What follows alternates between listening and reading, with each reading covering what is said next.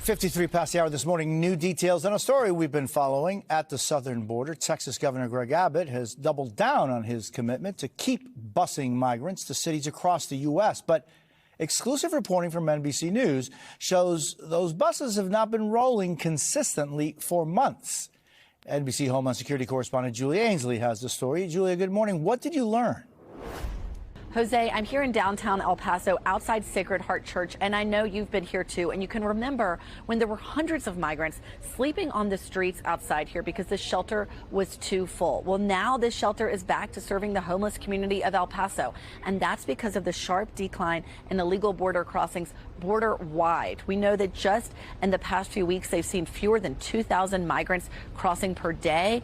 That's compared to more than 4,000 in May and over 8,000 of that record high in December. And what that means here in Texas is that for Republican Governor Greg Abbott, he is not able to fill the buses that he once used to take migrants from Texas to cities like Chicago, New York, Philadelphia, LA, DC, and others. In fact, when we started calling officials in those cities and nonprofits, we could not find any evidence that Abbott has been able to send buses to those cities since June. Places like the suburbs of Chicago, Denver, New York City have not recorded any Abbott sent buses since June, and other cities like DC has not had a single bus this year. Places like Philadelphia and LA haven't seen buses since December and January. And that's all because there are fewer migrants. We reached out to Abbott's office and they said, yes, there are fewer migrants coming. They're going to continue to send the buses as they can fill them.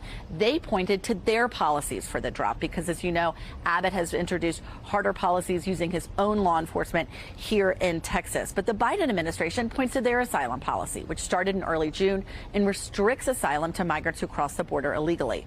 Other factors to consider, Jose, of course, that heat, the heat that comes in the summer that can make the journey perilous for many migrants, and also Mexico doing more interdictions. We reported on NBC that there's been a threefold increase in the number of interdictions by Mexico of U.S.-bound migrants. But one thing is clear is that if these numbers stay low or continue to drop, it could really change the way immigration is discussed going into the November election, especially if the Harris campaign is able to look at this Biden administration policy and claim some credit for this sharp decrease we've seen.